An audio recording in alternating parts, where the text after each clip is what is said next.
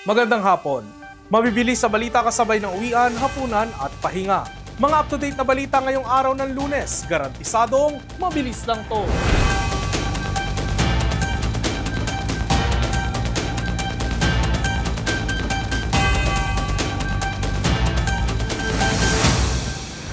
Parehong nakitang sufficient inform ng House Committee on Justice ang dalawang impeachment complaint laban kay Pangulong Marcos.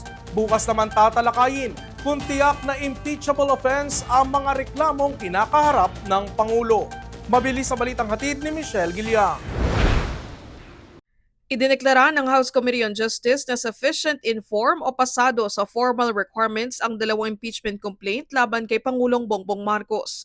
Sa botong 46-1 na may isang abstention, idineklarang sufficient inform ang unang reklamo na inihain ng private citizen at abogadong si Andre De Jesus at inendorso ni House Deputy Minority Leader at Pusong Pinoy Party List Representative Journey Jet Nisay.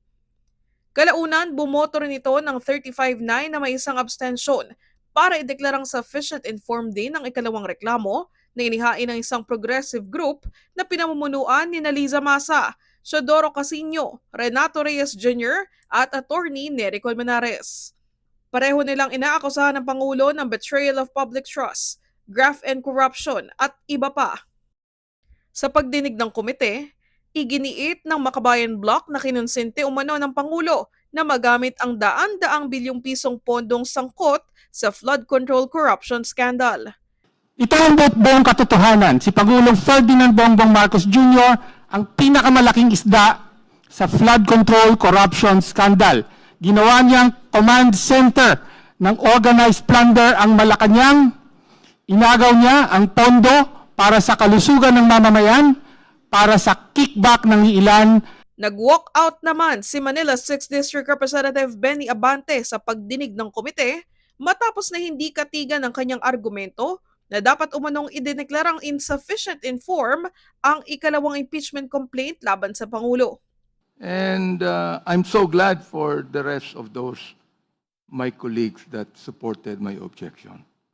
And therefore, realizing that this is actually an exercise in futility and a waste of the people's money, I therefore would like to walk out of this hearing right now.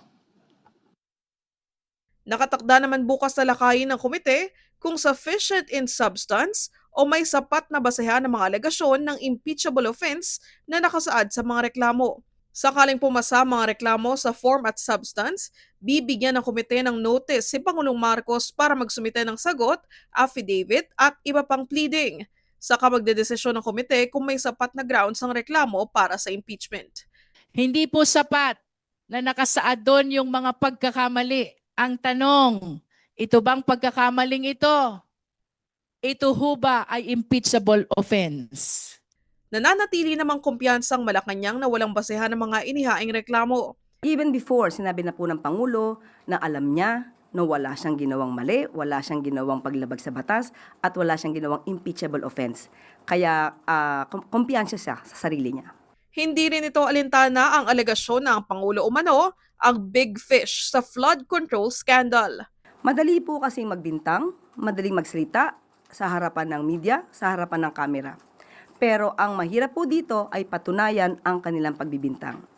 Hindi na po ibig sabihin na sila po ay hinahayaang magsalita at meron silang freedom of expression, ay maaari na po silang magsalita ng basta-basta nang walang anumang ebidensya. So, for us, irrelevant. Michelle Giliang para sa All TV News, Channel 2. Samantala, inihain na ngayong araw ang panibagong impeachment complaint laban kay Vice President Sara Duterte matapos ang one-year bar. Defense Counsel ni VP Sara hindi na nasurpresa. Inaasahan nila ito. Narito ang report. Nagsama-sama ang mga progresibong grupo na nasa likod ng naunang impeachment complaint noong 2024 laban kay Vice President Sara Duterte para muling maghain ng panibagong impeachment complaint. Pinangunahan ito ng Makabayan Bloc at sinuportahan ng mga pinuno mula sa iba't ibang sektor. Gaya ng naunang reklamo, betrayal of public trust ang tanging batayan ng impeachment, kaugnay ng umano'y maling paggamit ng 600 milyong pisong confidential funds mula sa Office of the Vice President at Department of Education noong panahon ng bise bilang kalihim nito. By her gross disregard of transparency and accountability, inorderan niya pa nga yung kanyang subordinates, no, na mag-produce ng mga peking mga accomplishment reports.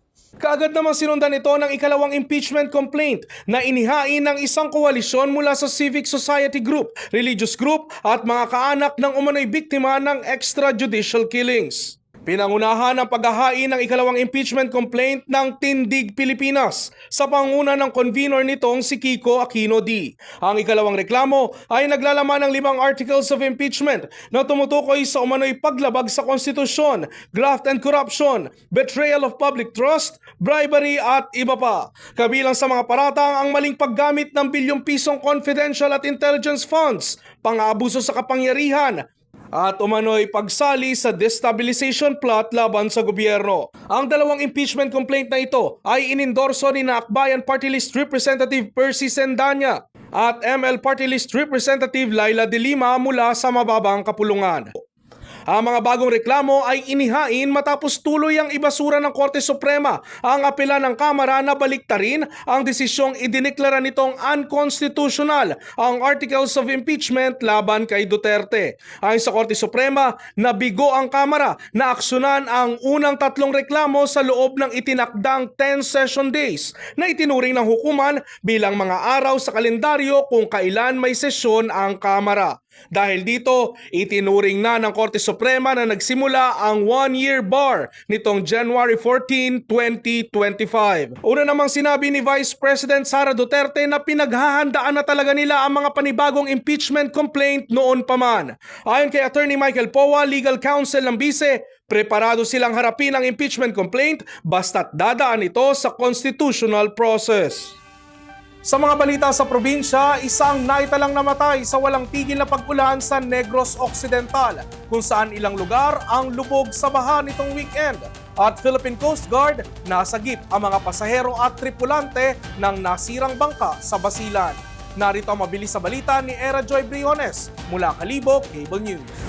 Malaking bahagi ng Negros Occidental ang naapektuhan ng pagbaha nitong weekend matapos ang walang tigil at malakas na pag-ulan dulot ng shoreline. Sa tala ng provincial government ng Negros Occidental, isang naitalang namatay sa Sagay City. Umapaw ang tubig sa Mogaan Bridge na nagdurugtong sa Barangay Bato at Barangay Baviera. Dahil dito, nagsagawa ng evacuation ng mga lokal na otoridad sa maapektadong lugar. Ilang alagang hayop at livestock din ang nasawi matapos malunod sa biglaang pagbaha. Sa larawang ibinahagi ng mga residente, kabilang sa mga nasawi ang mga baka, manok at iba pa. Ilang paunahing kalsada sa Bacolod City ang nalubog sa baha, dahilan upang ma-stranded ang ilang sasakyan at pasahero. Sa Escalante City at mga bayan ng Toboso at Calatrava, mabilis na tumaas ang level ng tubig mula sa mga ilog at umapaw sa ilang tulay. Nagresulta ito sa flash floods na umabot hanggang dibdib ang lalim sa ilang lugar na nagdulot ng pinsala sa maraming bahay at ari-arian. Sinagip na matauhan ng Philippine Coast Guard ngayong araw ang mga pasahero ng isang motor launch mula Balok-Balok Island sa Basilan kaninang alas 4:47 ng umaga. Sakay ng motor launch na AS Express 2 ang 210 biyahero at 15 crew nito. Patungo sana sa Baguingisulo to Zamboanga City nang makaranas ng problema sa steering at rudder habang nasa paglalayag. Agad namang naialis ng PCG ang nasabing motor launch sa katubigan at dinala palayo sa Pangpang. Wala namang naitalang nasaktan sa insidente ang PCG. Era G. Briones para sa All TV News, Channel 2. Nagsama-sama ang pinakamalalaking pangalan sa showbiz sa ginanap na All Together Kapamilya sa All TV2 Grand Pasasalamat Day sa ASAP kahapon. Narito ang report.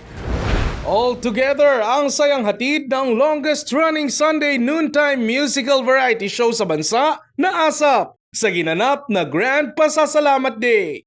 Pasabog ang all-out performances ng kapamilya artists. Mula sa Showtime fam,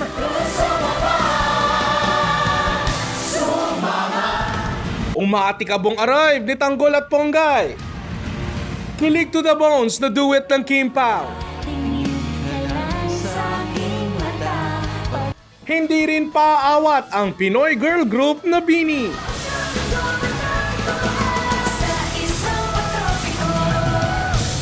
Mga cast ng Roja.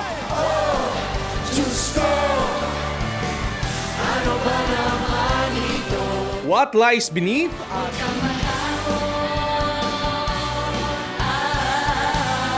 At marami pang iba. Talaga namang all together na kasi tuloy-tuloy nyo nang mapapanood ang mga paboritong kapamilya shows sa All TV2, day in and night out. At syempre, para suportahan ng JMT ang sa ASA! Lalo't lalo na ngayon na mapapanood ng iba't ibang mga programa sa Kapamilya Channel, All TV2! Kwento nga ni Jolina Viñas, isang OFW mula Quezon Province. Iba talaga ngayong nasa All TV Channel 2 na ang kanyang paboritong programa. Lalo na sa amin sa province sa Quezon, mostly antena pa ang ginagamit, wala pang dating cable. And masaya din ako ngayon na nagbabalik na sa Free TV ang Kapamilya Channel on All TV2. Grateful ang mga kapamilya stars sa pagbabalik ng ABS-CBN sa Free TV dahil sa mas wider reach. Yes, very grateful po kami. Of course, sa show namin, sa What Lies Beneath, sa ABS-CBN, sa tiwala po ng mga boss namin. And syempre, may wider reach na tayo. Balik natin ang dati, guys! Dating init, dating pagmamahal. I think the only time na nagkakaroon tayo ng celebration na kung saan ang daming artista talaga yung ABS-CBN Ball or Christmas Special. So the fact na nandito tayo ngayon, nasa ASAP ang lahat, parang nakakapanibago.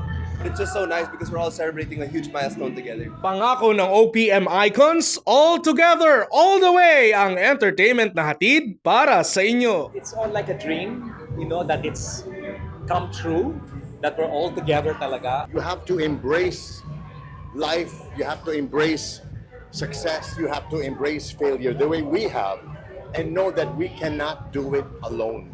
That's why we're so grateful that we're all together on All TV. You know what? Nobody even expected it. Ako na hindi ko naisip in my wildest dreams ang mababalik talaga. Kaya naman all the reason na tumutok sa All TV2, mapateleserye o variety show man, hatid ng Kapamilya Channel sa All TV2. And to all of our partners, maraming salamat po. Thank you sa All TV! We are stronger than ever because we are All Together Kapamilya! At yan ang mga balitang nakalap ng All TV News ngayong hapon. Para sa iba pang balitang mabilis, bisitahin ang aming website, alltv.ph/news. I-like at i-follow din ang aming social media accounts at mapapanood nyo na rin kami sa Planet Cable Channel 3. Ako si Ralph Lopez. Magandang hapon.